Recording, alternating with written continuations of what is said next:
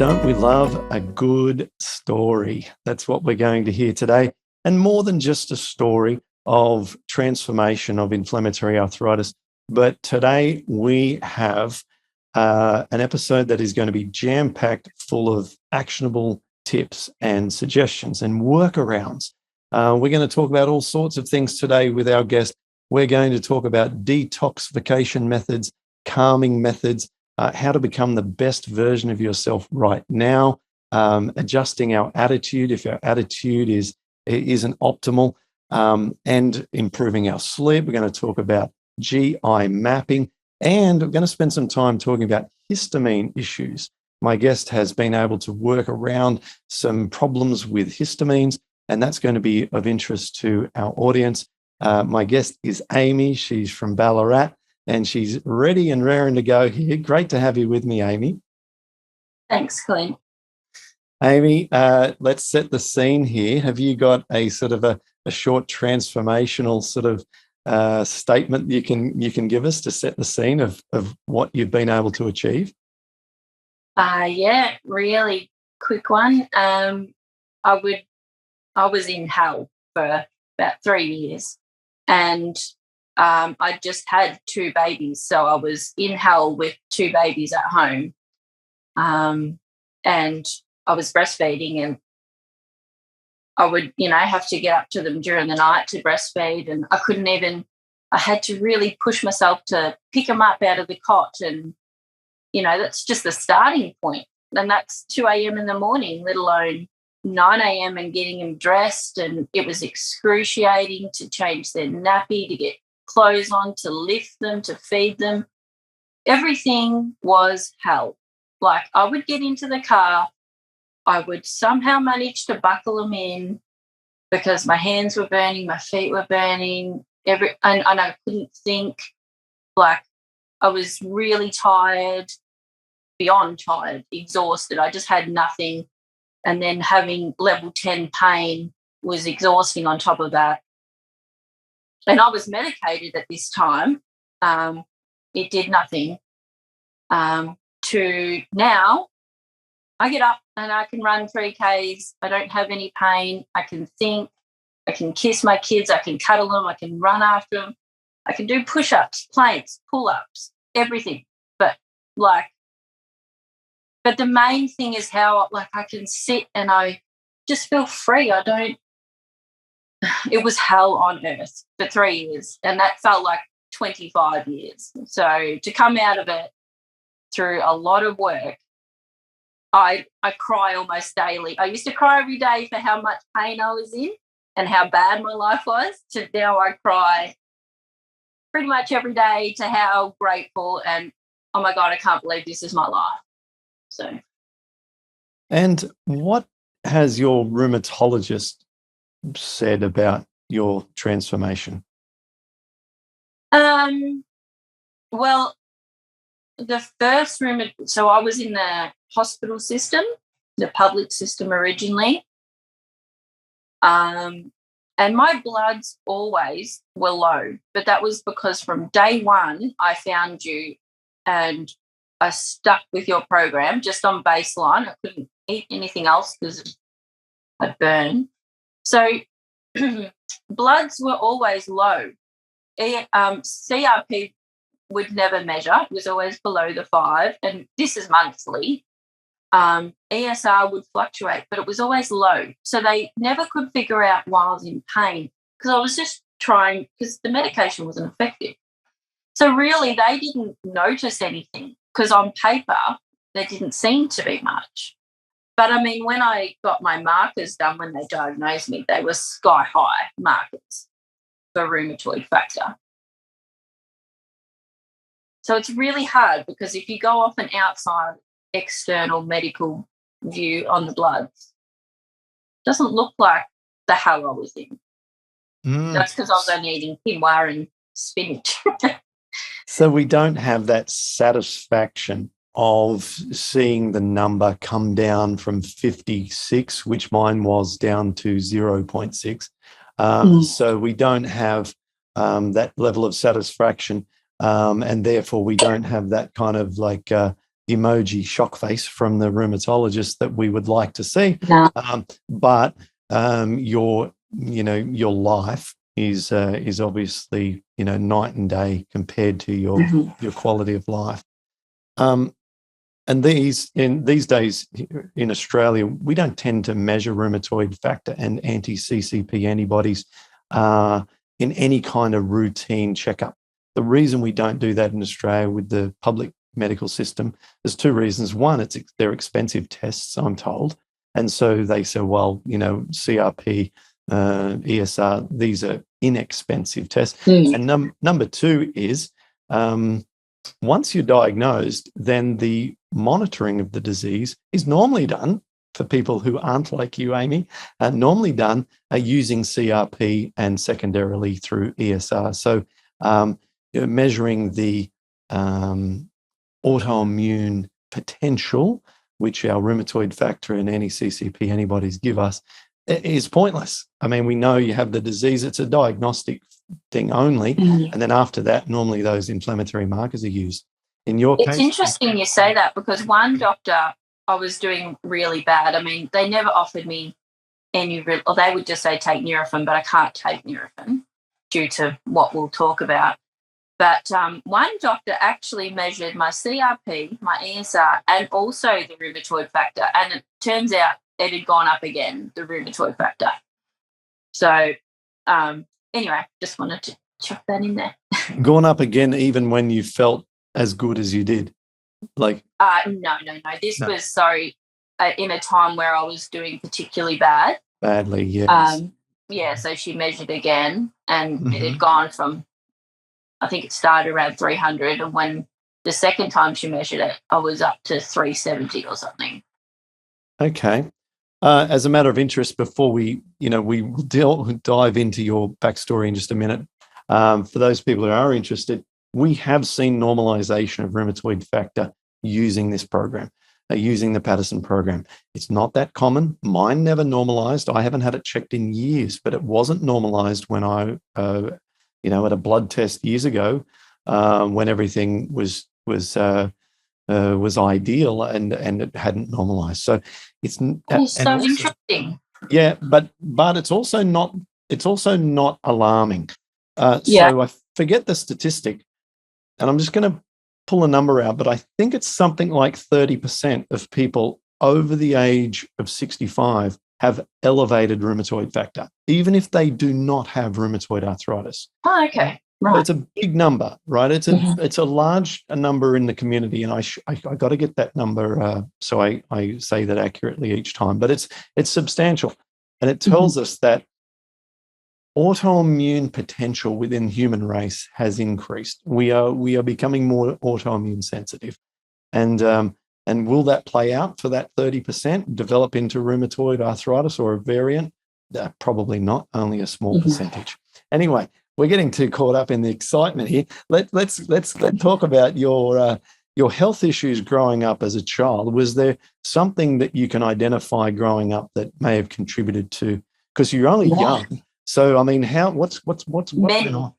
Many things have happened where I'm just like, there was another thing that would have caused leaky gut. But when I was a little girl, I used to get frequent and reoccurring urine infections. And I'd no sooner finish the antibiotics and I'd get it again. And I've since found out the length of why I used to get them. So there's one, and that's a huge one. And my mum never Mum ever watches this, I'm not blaming you, Mum, but I was not a breastfed baby. So, there's one. And then very soon I'm taking antibiotics. And then as a teenager, I got really bad acne. I now understand the link with that and why that happened. But to fix that, I took Roaccutane. And that's another thing. Welcome to the club, Amy, of the vast masses of us in our rheumatoid arthritis community who took acne antibiotics. It is a life ruiner. Yep. And our children will never do it. There's it should never be done, in my view. No, and unfortunately, it's just put in our pathways that we just go to a doctor and rely all on what the doctor says. And it's just, there's a reason why it's happening. And our bodies are individual. So we're just got to, and I know now why the acne is, what was happening. And then I would get really, really, really bad asthma. Like one day I went for a run and I nearly died. My mum was so lucky. Like I was so lucky my mum was home. But my body was covered in hives. My eyes were slit shut and I couldn't breathe. I was near on death. Anyway, my asthma was extremely bad and I was on a preventer since I was a young teen. So there's another thing. Are they steroids? Yes. Yeah. All right. Okay. So you couldn't have, there are maybe some extra things you could have done bad, but you've been not breastfed at all. You've gotten repeated UTIs and taking antibiotics. Then as a teenager, you took more antibiotics. And then you're on a puffer that's steroids, which we know the connection there between, microbiome health and so on. Yeah. You poor thing, Amy. And then being an adult, making poor choices, I drank a lot. Like, there we go. Well, we've all been through that phase in our 20s. So when did RA come on? What were the symptoms and at how old were you? Well, I wasn't typical. Usually women who get it on the onset of after birth, it's 6 weeks out. But I was 6 months after.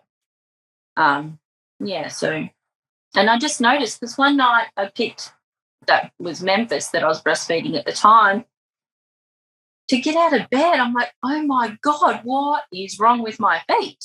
And then to make it over to the cot and try and lift him up, what is wrong with my hands? Like, it was really weird. That was the start of figuring it out. When you said you were looking after 2 kids, getting them in and out of the cot, have you got twins? No, so Charlie is, so they're 18 months apart, sorry. But Charlie was still in a cot. But yeah, Memphis was in another one. Okay. Yeah, my sister and I are 18 months apart as well. Mm. Okay. So, right. So what did you do? You've been, discovered that you've got agony. You're having all these problems. Obviously, you've sought out information from the doctor, right? You've started looking into this holistic side of things. Can you tell us what happened? So it was really kind of amazing. When I got my diagnosis, she called the hospital because she didn't know what to do for me. So, and the rheumatologist had a cancellation and called me to come in straight away. So on that same very day, I consulted with the rheumatologist, which is very rare. And because I was breastfeeding, we tried Plaquenil from day one. And I never had any relief from Plaquenil. And I don't know why. When something really bad hits, to just try look everywhere you can. And first, I did the celery juice because of the medical medium, but then it didn't really resonate with me because I needed a reason why. I needed science. I needed to understand it. I just kept researching and you came up. I can't even remember if it was YouTube or how or not. But as soon as you started talking and you said you had it, I just knew you had some great answers in there. So I don't know, I think it might have been around month 2 I started with you. And other than a few slip-ups, which were just me going, oh, the disease can't be that bad, and then, yes, it's that bad, I've stuck to the Paddison Program. I think it's around 3 years now. 3 years. Okay. All right. It's taken a long time to get good. Yes. But also I'm excited because that means you're real, a veteran at this. You're going to have a lot of real nuance information. And I mean, we're going to be able to talk about some real nuts and bolts here, as opposed to sort of, me telling you sort of things that are coming in the future, we can have a very advanced discussion. Okay, so now you were still on the Plaquenil at the time, and then you've only just on month 2, you've begun making all these changes. Let's go through this. Let's talk about what was working for you, what were limitations, and then you can lead into modifications that you had to make. So spend some time talking about that. So I started on baseline, and I never felt like I would finish a meal and it was never really, the pain was never bad, but I never felt energetic, or I don't know. It was like that I was missing something. I just didn't understand why this baseline, I would feel good after the fast. But as soon as I had the quinoa, and I mean, that was the baseline, I would just still burn. But I stuck with it because I knew, you do try and get adventurous. And when you get adventurous, you quickly learn how much better you were on the quinoa. Or even though you were reacting slightly to that, it was nowhere near as bad as eating outside the program. Well, that's well said. And the way I put it is that there is no foods at all when you're heavily inflamed that give you no pain. There isn't, except for not eating, as you mentioned. Yeah. But we can't not eat forever. So we're going to have to eat some food. And this is the most probable combination of low inflammatory foods that I've ever found, and that seems to have helped a lot of people. And so, yes, if we didn't eat, we'd do better. But we're trying to come up with a sustainable, nutritionally complete, calorie adequate diet here. And you're absolutely right. It's not going to create zero pain right off the bat. I did baseline alone for 12 months. 12 months, just because I found that it was the lowest inflammatory state. And every time I didn't even try and venture off it too much, because I was in such agony prior that I didn't want to mess with it. I just thought, yeah. So back to you. So what did you do? What'd you do? Well, life continued. I was so scared. And, you got little kids, and I had no idea what else to do. Because I'm following your program. I was doing exercise daily. I bought an elliptical off Facebook Marketplace, and I use that sucker nearly every day. And even back then, because I was still in so much pain, the exercise wouldn't really relieve me, because I'd be more exhausted, and and then I got to chase after kids. And one day we were traveling, and I hadn't had my quinoa yet, and my feet, I was just present. You learn to really feel your body, which is a good thing and a bad thing sometimes, but they didn't hurt. And I'm like, what have I done differently today? And I hadn't had my quinoa. So then I'm like, right, I can cut that out and not be in pain, but now I'm just back to salad. So what do I eat? That's all right for 2 days, but what do I eat long term? But we're now talking nearly 2.5 years later, Clint. Like I had no idea what to do for so long, and rice would hurt me too, so I didn't know what to have now. And then on your podcast, you talked about resistant starch and cooling, once your rice is cooled, then you eat it. And the resistant starch is really good for your gut health. I don't know why I decided to give rice another go, but I did, and I did it cold, no pain. So then I knew I could have one grain without no pain, as long as it was followed with salad, like kale. Yeah. Wonderful. I mean, that's a great discovery. I don't know. And it was just pure luck. I mean, it'd been 2.5 years of just doing the same thing knowing I was better off by being on the program, but not knowing what to do next, If there was another breakthrough for you. Yeah. Yeah. And the benefit, well, there's fors and against of switching across to the rice. And I don't want to talk too much. We've got a lot to learn from you, but the rice is not as calorie dense as the buckwheat, quinoa, but it's not as nutritionally dense, but it is more calorie dense. So it serves a purpose in that sense. But especially if we're talking about basmati rice, white rice, sushi rice, if we're talking about brown rice, which I don't expect you're talking about, we're talking about brown rice. It is nutritionally excellent. Yes.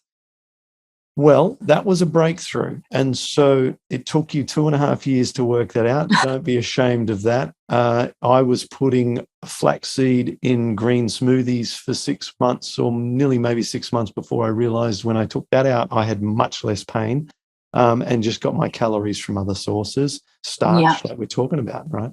The pseudo grains and rice. And I also discovered after months that when I took olive oil off my salad, I felt infinitely better. And these things took me, combined, I'm on these things together for a year. And so, we are all making these discoveries. And so I did try and incorporate, because I just see so much benefit in the good omegas, like the flax. But even I was down to adding just a pinch. And I mean the tiniest pinch into a smoothie, and I would burn straight away. So for me right now, it's just not worth it. But eventually, hopefully. Yeah, it's you can look at that down the track. So what about? So that brings us fast forward to only 6 months ago, right? That's right. Yeah. So what else did you learn? What other modifications did you make and discoveries? So for me, it's also on par with the leafy greens. It's also the things that are really good for lowering histamine, which is the quercetin sort of foods. I don't supplement it. I use the foods for that. But for me, for the rheumatoid and the histamine that's happening, things like broccolini is amazing. As soon as I eat that, my body feels amazing. Same as kale, but it's got to be organic. My goodness, I tried just the other day. I couldn't get organic, and I tried just the normal one, and my throat burnt even though I rinsed it. So clearly, because I do have a very sensitive system, so I've got to watch a lot. But all the herbs, particularly for me, basil, parsley, and coriander, and the red onion. So these are all really good quercetin foods, but they help me with the histamine as well, and the rheumatoid, So just because I made was a big hack. So the more basil, or basil, as the US say, parsley, coriander, and broccolini, and organic kale that you eat, you feel that really, really helps. Really, really helps, yeah. Even to the point of if I was just to eat rice by itself, my body would hurt a bit.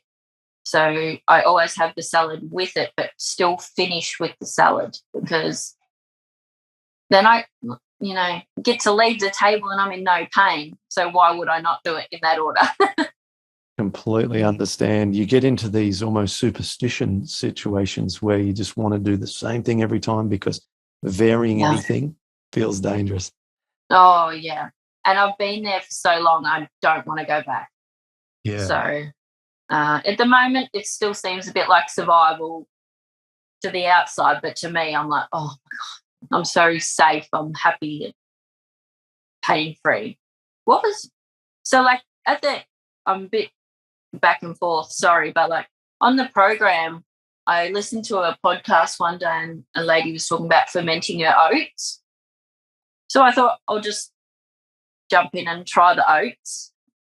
I did get pain, but that was when I really started to understand the histamine, that what my body was going through, because with the fermented oats, my eczema got that bad that my hands actually looked like they were third-degree burns because they'd split in so many places, and I wasn't sleeping, and I'm like, what is going on? Like, I'm just eating oats. Because I hadn't figured out yet that I had a histamine intolerance all my life, and no doctor had told me anything about it. They've just said, you got asthma, you got eczema, you got acne, but no one ever discusses anything with you, and I just thought that was how it was. And I just came across this histamine thing one day, and I started to realise the fermented oats were part of the problem, so I took them out. Then I was still itchy, and spinach is a high histamine food. So I swapped the spinach for, I think it was lettuce at the time. But then all of a sudden I felt really good in my skin. And I'm like, oh, okay, I've figured something out there. So it took a long time because I just didn't trust my body, and I was so scared, and I had no idea why, your programs work for so many people, and why couldn't I just make me feel that good? And I had to learn these things very slowly, sometimes very harshly, and I learnt my lesson over time. When I was putting together this part of my book, and which I've flicked across now onto my screen, and looking at my book draft, and I'm talking about the new book, not the Paddison Program, I had a microbiome researcher look into the literature on this. So I tried to, throughout this book, go to the medical literature and find out, what does it say? What's actually going on in the science? And his summary on this from the science is, it appears that the gut microbiome may be the single biggest variable determining whether one responds adversely to histamine-containing foods. This has been identified with regards to specific gut organisms. While many people with RA may choose to avoid histamine-containing foods, I feel that this is misguided and counterproductive. Fermented and fermentable foods contribute to a healthy microbiome. Intolerance of these indicates the microbiome is dysbiotic, and the best course of action would be to work on addressing the dysbiosis, not eliminating the trigger. It all comes down to the gut. So we know that. We know that histamine intolerance is obviously a gut dysbiosis situation. We spoke right at the start of our conversation, all the things that happened in your past about creating dysbiosis, all the antibiotics, no breast milk, and so on. And so it's no secret that all of us with rheumatoid arthritis, when we develop RA, we have dysbiosis. And so I spoke about this on our live calls with Dr. Chris Miller as well, lupus recovery, and she talked about how fermented foods for her also would really stir her up. And that podcast was another big light bulb moment for me, which we'll go into. Sorry. Right. Oh, no, sorry. Yeah, jump in at any time. And so I would do exactly as you're doing. I wouldn't eat fermented foods either. But the reason for just sort of making some of these comments is for 95 or maybe even greater percent of the people following this path, they may not have the histamine intolerance and may not need to be concerned with this discussion. Exactly. Yeah. But all of us can take on board from this, everyone, that all of us are so unique and individual. And if something, even though it's worked for others, like the spinach or the quinoa, whatever it might be, if that thing's triggering us, get the thing out of the diet. Just get it out. There are other things that we can eat. And if the rice, for example, increases inflammation a little more, then exercise it away. or increase the dose of the Plaquenil, for example, or whatever it might be. But let's avoid known food triggers if they're there. So thank you for letting me share that little bit. Yeah. And it's fascinating how our bodies are, unique, and we need to be very careful to pay attention to those big alarms that are going off when we're eating those things. Yeah. Okay. Yeah. In a sense, not be so fearful, but just try and understand the science and mechanisms behind it to try and figure it out too. Like, think logically, can't go with your heart with a lot of this stuff. You need to work it out and map it out and use whatever resource you can. But on to Dr. Chris Miller. Was that her name? Yeah. I had trial probiotics because, I read all your stuff and I listened to your podcast, and every probiotic I would react to. And you did that podcast with her not so long ago, and I'm like, right, I'm going to give this another try, because that particular, I'd forgotten.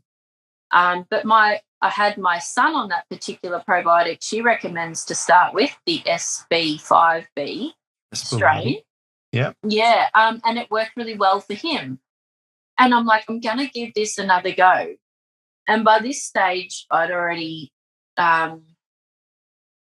started supplementing with magnesium, and I was a lot calmer, and I didn't react with the probiotic. So I have that twice a day now, and it's really good. In fact, it actually helped me get out of a bit of a pickle. I read somewhere about how the herb thyme is a good anti-inflammatory herb. And so I put that on my salad. And I also forgot about once upon a time, because it's been like 3 years, so you do forget what you have and haven't done. When I first got my GI map test done, it came back with the bad bacteria that I had high levels of the citrobacteria. Okay. Is that how you pronounce it? I don't know. I can't say that I remember that one in particular. Okay, well, I had high levels of that. And I remember back then, the researchers said to take oregano and thyme. So I put that on my salad and I burnt back then, but I forgot that this happened. So then recently I put thyme on my salad for the anti-inflammatory properties, and then I burnt again, and then I started to remember what had happened originally. So clearly, like, the thyme upsets that bad bacteria, and that's why I get a bad reaction. And then I remember you saying it's always best to go with, like, building the good bacteria up versus trying to get rid of your bad bacteria, because that's where it can hurt. So I used your thought process, and I thought, well, I'll just take another probiotic, because that will help influence the better bacteria again. And within 30 minutes, the total body burn had gone. I'm like, oh, thank God. Goodness. But I had to think quick. You really do. You're very sensitive, aren't you? Your body. Very sensitive. Like, you see on the news, there's those people with those anaphylactic reactions and they can't figure out what's happening. If I hadn't have got rheumatoid and learnt a lot of valuable lessons, that would have been me. Like, my system is hypersensitive, and I'm doing a lot of things now to work on that, because it's not just that I got reactions to histamine, it's everything that I have in my brain. I've always been so scared, always. And you can't be telling a body that for nearly 34 years and not have it feel like it's running for survival. You can't be giving a body that message for all that time.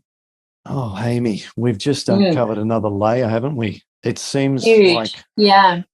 I'm no psychologist, but it does appear from what you've just said, that your body may be hypersensitive because of this mental repeated affirmation of I'm scared. I'm scared. I'm scared of the food, or I'm scared of something. Something is really, really made you on high alert, and your body is responding like that and being triggered by all sorts of, otherwise fairly subtle processes. And it's made everything so much harder for you. I did also want to mention that,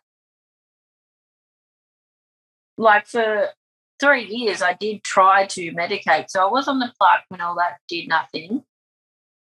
So then we introduced methotrexate, and that was for the tablet first starting out at 10 milligrams.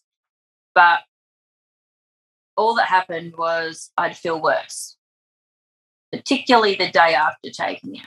I'd feel worse. No, I never got any pain relief. Then we went to injection, and I went up to 25 milligrams, and it did nothing but just make me feel worse. Wow. Okay. Then what else did you try?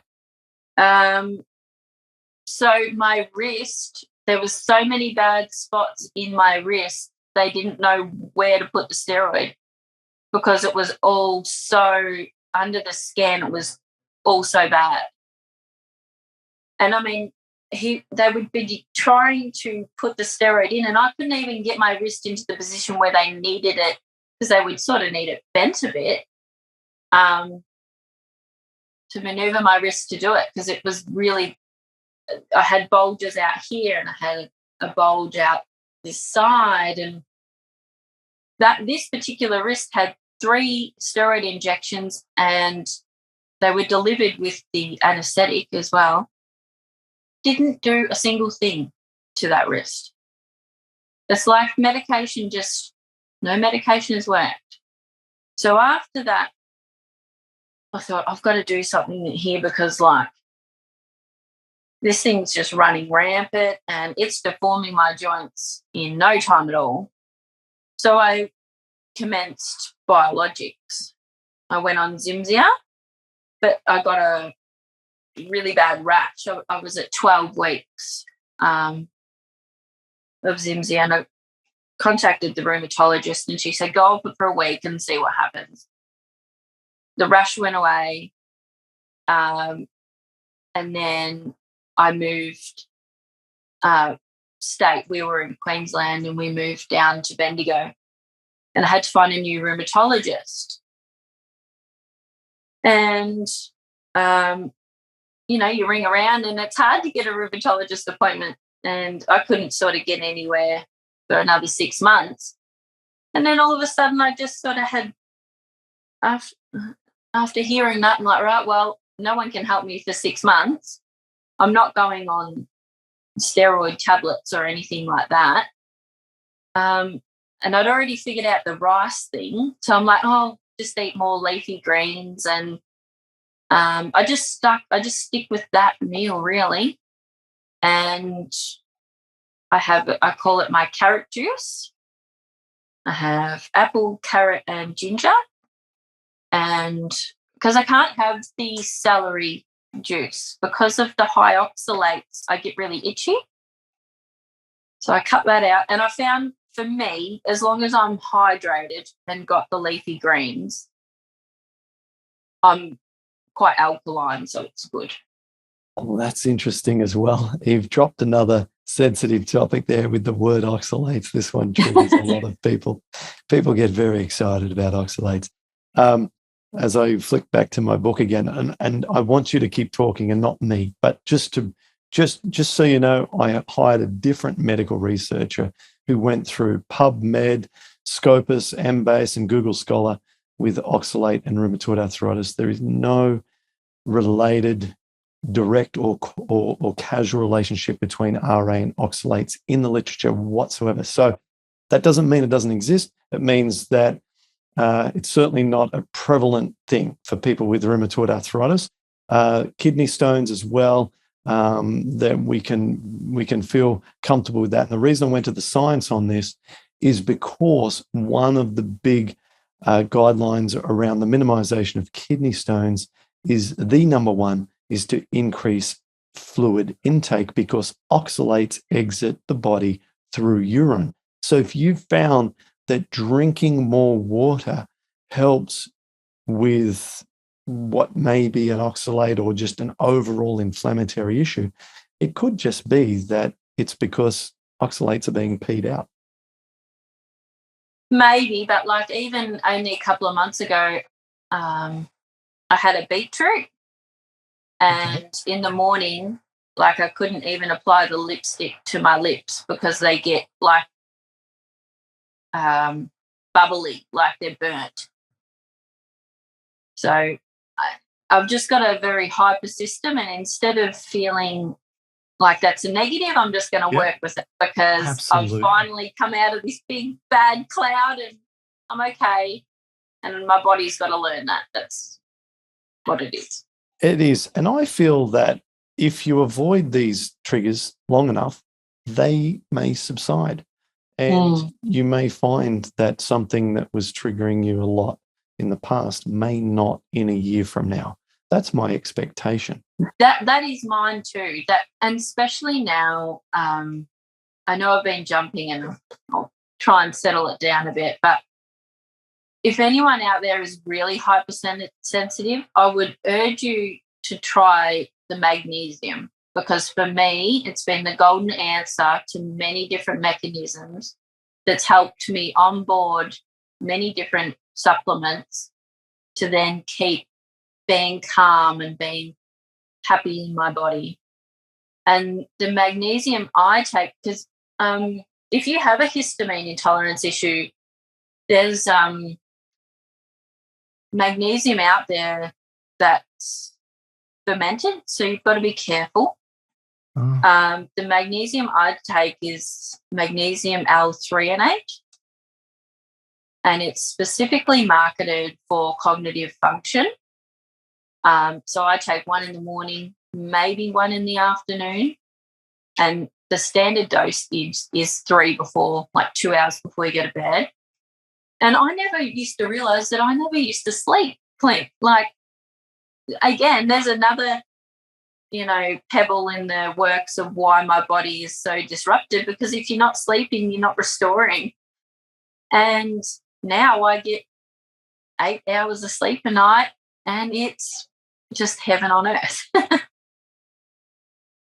Wow. Okay. That would be the biggest thing. Yeah. Now, I've had others cite their perceived improvement by taking magnesium. This isn't the first time this has sort of come up.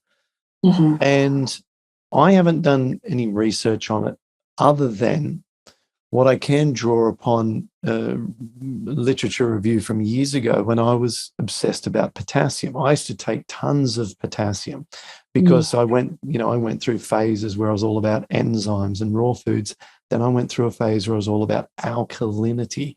And we know from medical studies that people with rheumatoid arthritis, when they take A, potassium on its own, or in a different study, B, just a mixture of alkalizing minerals, both studies show a significant improvement in symptoms for people with rheumatoid. So I've thought, okay, it is the alkalinity. Now, the reason I'm drawing a fairly long bow here back to magnesium, but potassium and magnesium work together in the body. So I used to supplement magnesium as well. And therefore, there were bottles and bottles coming through my house or apartment back in the day over the years with magnesium, and I was supplementing that too. Never had any concerns, but that was the extent of my magnesium sort of exposure. But then, as I said, over the last 12 months, we've got members in our support group who are talking about using magnesium, including Caroline. If you're watching this, she watches all our podcasts and is a crucial member of our forum. She recently started taking magnesium, felt better for it. Now, she feels fantastic. She's like a really elite Paddison programmer. And she just found that little adjustment for her was one that made a difference. So I think there's, something in it. Yeah. And like, if I ever wanted to treat, even something like a water-based sorbet would set off my symptoms because of the sugar still in it. That would set off histamine issues. And I was trying this DAO supplement, which is meant to be able to reduce the amount of histamines. So therefore, ideally, you don't get a reaction. But even at 3 tablets, I was still getting reactions. And then the other day I remembered I do use this one website, and anyone that's hypersensitive needs to go to Marcel 360 because it's real. Her name is Beth O'Hara. She's a functional naturopath over in America. I would love to be able to consult with her, but she doesn't do international clients. And she's who's got me out of this bad reaction road. She's who got me onto, just by her information on the website, telling me about magnesium and things like that. So also the enzyme you need to break down histamine is DAO, but what helps produce that is to have enough magnesium in your system. Hence why I was getting all these reactions, because my magnesium wasn't adequate to be able to produce it because my guts are so bad in, leaky gut terms. So anyway, I went and tried a sorbet. I tried it with one DAO supplement and one magnesium supplement, and I did not even get a twinge.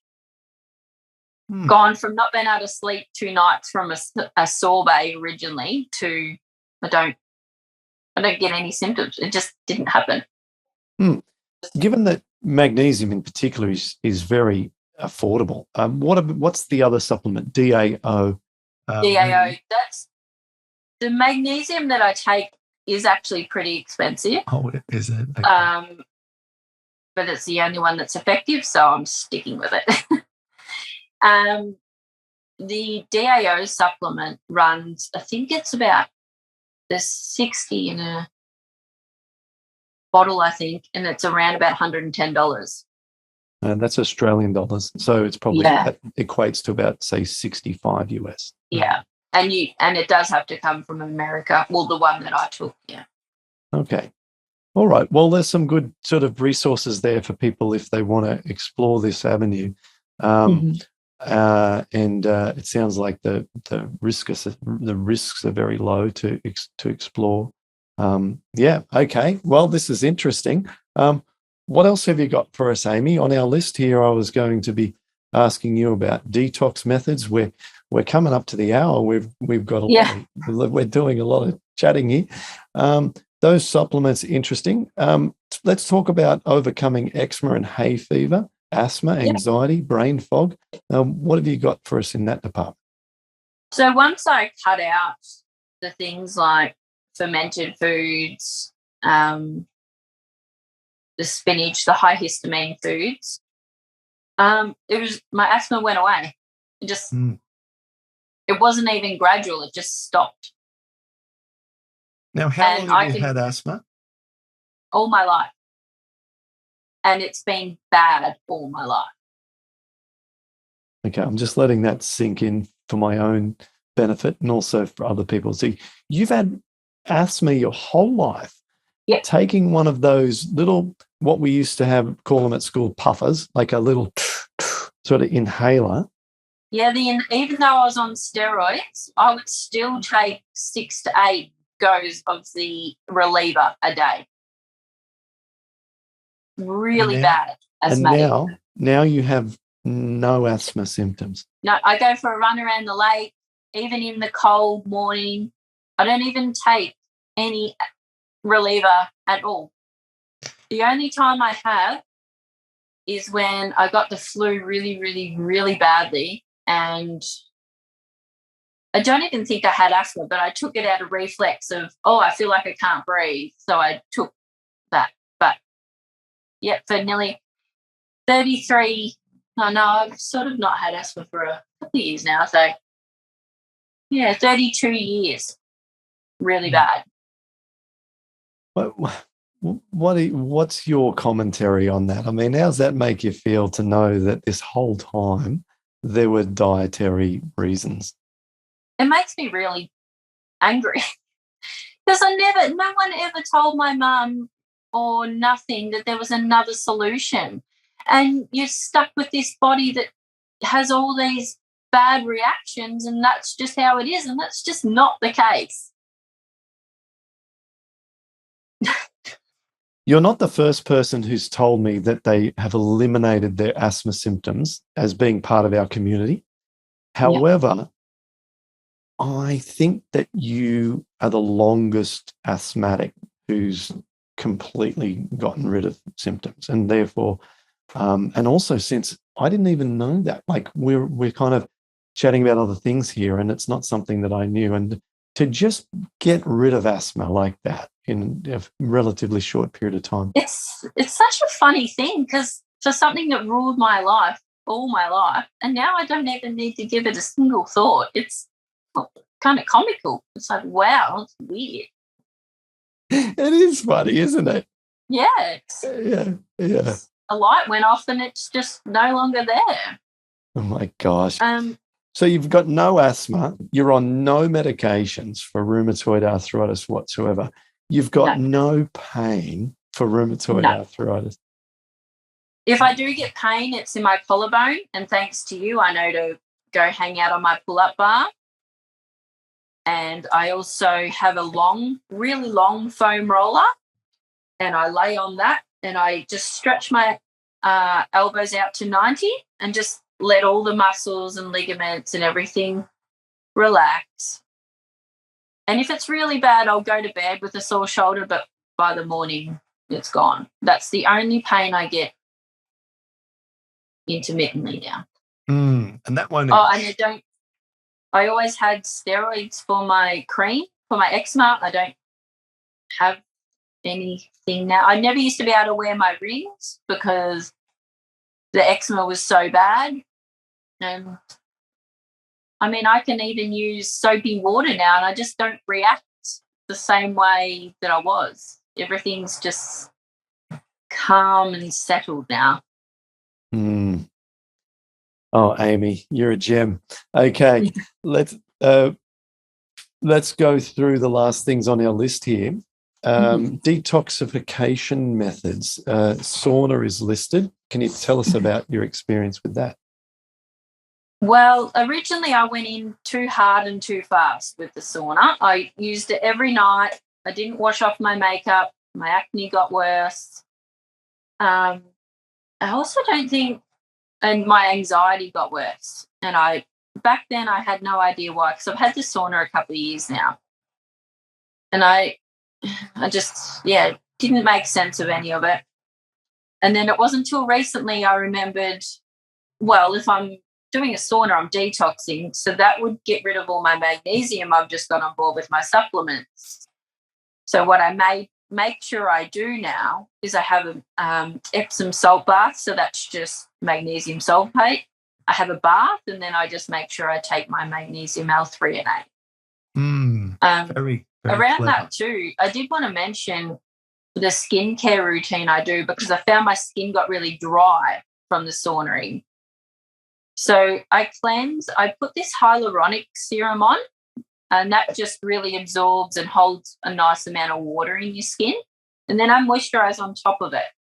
And then when I get out, I rinse and do it all again. It just be aware that the sauna is detoxing everything, and it can dry you out. So make sure to drink enough water, have all your fundamental things like your magnesium, and good skincare routine. Hey, you mentioned magnesium, and have you tried coconut water? Given that it has a sugar content, I'm wondering whether or not it makes you has a positive impact or a negative impact. It was quite a while ago now that I trialled it. A lot's changed since then, but when I did react to it. I don't know about now. Yeah, Might be something to look at in the future. Yeah. Where I position coconut water is a reward drink. So water's best most of the time. Celery cucumber for most people is even better because it's just water plus alkaline and minerals and some phytonutrients and so on. But it's pretty much just water and nutrients. And then coconut water, because of a little bit of sugar in there, it's got probably very little fiber. You're drinking a bit of sugary water with some electrolytes. If you've just exercised, you're going to burn that up in a second and you're going to benefit. But if you're sitting around on the couch, maybe not so much so. So it depends. But just so yeah, keep it in mind. Definitely, I will. Sorry, I got off topic about the oxalates. That just be aware with the Epsom salts that the specific detoxifying mechanism there is to purge your oxalates. So if anyone is sensitive to them, what they're going to find is if they have too much Epsom salts in the bath, it will draw the oxalates out, and all of a sudden you'll be really itchy. So my only advice, which is what I did, I started off at a cup and I was beyond itchy. So just start off at a teaspoon. That's another thing that I found out from Marcel 360. Start off with a teaspoon and work your way up, because you've got to be gentle in detoxifying too. It's not about hard and fast. I like that. Okay, sounds good. My kids love the Epsom salt baths. I was doing it sometime. Mine too. Yeah, they love the texture of how it feels in the bath and how crunch, like at the beach. Yeah, and how it dissolves, and that fascinates them. After maybe a minute or two, it all dissolves, and they just find that intriguing. So it's a fun thing that the kids can get involved with. It is. Talk about calming methods, because we touched upon before the self-talk that you've probably been challenged with over the years. Yes. What do you do to calm that down? So I do a lot of work with Dr. Joe Dispenza. I do a lot of his YouTube guided meditations. I've read a lot of his books. It's taken me a long time to realize the program that's in here. And also through Marcel 360, she advises the Gupta program. So I'm a member of that. Now that is quite a bit of money. But for me, that's where my priority is. I know I need to settle down and reprogram my thoughts and my body so it can feel calmer. So those are the two things I do. And basically it's a lot of meditation, and it's a lot of interrupting the old thought automatic processes to purposely stopping and putting a new one in. And so all day long, that's what I'll do. Can you give us a simple example? Yeah. So say if I drop my water bottle, my instant reaction would be I would get annoyed and be like, oh, you're stupid. But with the program, I don't want to give too much away because, I want to respect his business. But it's a series of steps where I literally am telling myself, stop, stop, stop. And then I work through the new thought that I want to produce from that. And it's exhausting a lot of the time because for 34 years I've just been automatically this way, and now I've got to override so much that's in here. But every day I do a slightly better job, and I'm having many, many, many more better days than hell days. So it's all, and this is only a couple of months start. So I'm sure in a year's time, I'll be a whole new person. Well, it sounds like you've already made so many massive changes with not just the dietary side of things. You bought the elliptical, you're doing that every day, and then you've made all of your discoveries to adjust for your sensitivities. Your eczema's gone, your asthma's gone, your pain's gone. I mean, the transformation in you in the last 3 years, I mean, is unbelievable. For someone, one of your friends, I'm sure, if you haven't seen them for 12 months and they catch up, how you going, Amy? Where do you start? I mean, this is nuts.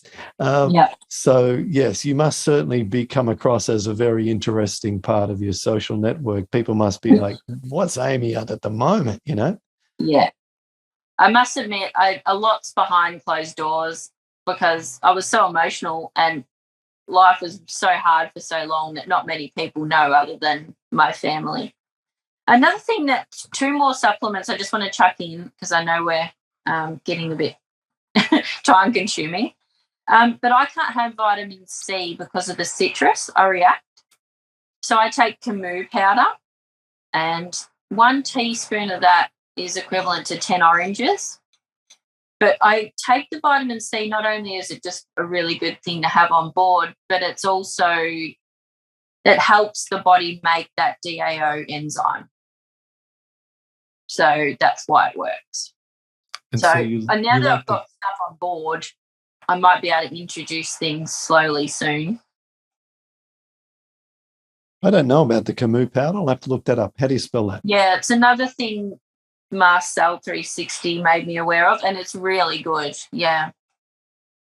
And then I also take the 10,000 IU for vitamin D. Beautiful. Yeah, I take a 10,000 as well. I don't take it every day because my levels just go skyrocket. But I. Oh, right. Yeah, I take mine daily, particularly because you can see that I'm on such a small amount of foods. I can't build it up with food, so I've got to supplement the fundamentals. But I've tried it with or without the vitamin D, and I'm much better with the vitamin D.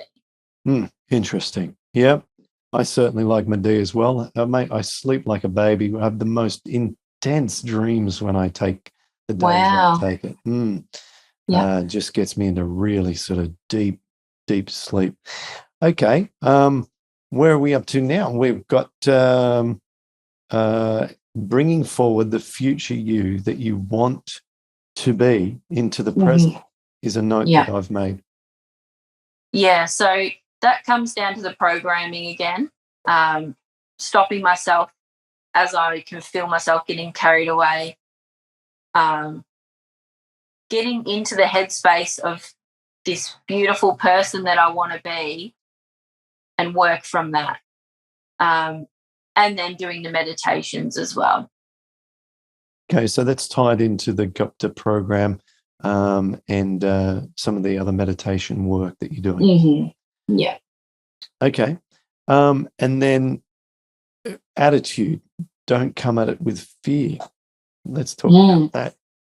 Well, firstly, you need a bit of insurance up your sleeve. And I was always so fearful of trialing things because my reactions were so bad and would be for so long that I was petrified of trialing something. And again, through Marcel 360, she had a cheat sheet, not a cheat sheet, but just a troubleshoot sheet if you have a reaction. And on that sheet, particularly for histamine reactions, to reset your body, if I got a reaction now, I would take 1/4 teaspoon of bicarb soda and a little shot of water, and it is the most effective thing you can ever have. I used to take Telfast and antihistamines daily, and they did nothing for me. But I would take them out of fear because I didn't know how bad else it could be. And this bicarb, in 15, well, not even 10 minutes, your body is reset. You don't even have a reaction. So it can go from asthma attack to itchy to instant calm. It is so good to have up your sleeve. So work with that. And once I had that moment, I realized, okay, well, the fear's gone. The actual real fear's gone because I can control the reaction. And now I've just got to go to the science and research it and figure it out and remember what mechanisms I'm working with and think analytically. Don't think psychologically into the emotional state you could be in because that's the whole program that I got caught up in. And then you're almost reacting before you've even touched anything because you've gotten carried away. So we've got to let the words on the paper and the science and the people who have done all this beautiful research and trials, we've got to work with that. I like that. And it's coming up time and time again. I hear the word, fear. And, if we were part of a in-person event or something, I would have everyone come and give you the biggest cuddle and just tell you everything's okay, you've done amazing. The fear you can let go of, and the fear is behind you. And whatever caused a lot of this fear in your infancy and upbringing, probably health-related triggers and so on. Exactly. You're now on the other side of the hump. Yeah. And everything now is going to be okay. Life is different now. And these sort of affirmations I'd be placing into my brain to because that's the truth. That is the truth. It is the truth. Yeah. And I believe that now. And I sit in my meditations and I just cry because I'm like close to that person in my future. All of a sudden it feels I'm okay. And to cry through happiness is just glorious compared to cry through hell, Absolutely. An amazing life. You just got to keep fighting for you. Don't let people tell you this is how you are. No, that's not the case. It certainly isn't. It certainly isn't. So let's wrap up now. I've gone into darkness here. I'm just a floating face in the darkness. The sun has set. It's a grey day outside, and the late afternoon is turning into night. So for those people watching, I've turned up my screen brightness to maximum so that you can still see some part of me. And then let's talk about exercise and then sleep, and then we'll wrap it up. Okay, so with the exercise, I found I wasn't doing it because I couldn't be bothered getting changed. And to me, it didn't seem like it really did help a lot of inflammation, but stick with it because it really does. Because now so when I get off this podcast, I'll go and do a workout in these clothes because otherwise I won't do it, because then I've got to cook dinner and you've got to organise the kids and it just doesn't happen. But lately I've been getting like a burn in my spine. Which from the day I was diagnosed, there's been a lot of pressure in my spine, but obviously it's just settled in that area now and there's a dull burn. And I notice as soon as I start to sweat, as soon as I start to get that heat, that spine burn just goes. It's like a magic, I wouldn't even say pill, because that's all gone now. None of that works. It's just the best therapy. So it's got to be enough to sweat, though, like you've always said, time and time again. How wonderful that you've also found that out for yourself. And so I love that you just work out in the clothes that you've got on so that you've eliminated every possible excuse. Just get in there and do it, right? Less washing. You fit it all in one load then with the whole family's washing. You got to just keep tweaking. And was it the sleep, did you say? Sleep, yeah. Sleep you've mentioned has improved a lot, but any more tips in that area? Yeah, I do. I'm very sensitive, obviously, in a lot of different areas. So even like my husband's sleeping and breathing and him moving or making noise wakes me up. So I actually found this company and they're called ear loops or something. And so they're just like an earplug, but they're comfortable. They sit in your ear. They don't hurt to sleep on or anything like that. So I use that, and that really helps stop, I don't wake up frequently because I'm not startled by noise. Another thing's the magnesium L-threonate. I take 2 hours before bed. And turn off your screens a little bit before bed. Just let your body calm down a bit. And also direct sunlight exposure in the eyes as well. Like, so go outside and take your glasses off, because that helps the melatonin levels in your body.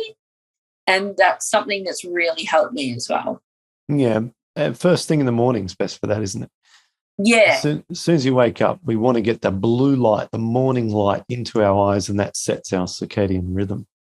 Yeah, and that's the safest time to get the sun, they say as well. So yeah, UV levels are low, but we've got visible light, and we also have near infrared radiation at fairly high levels, which is the one that, if we're not looking through a glass pane but actually out in it, is really beneficial, as you said, melatonin.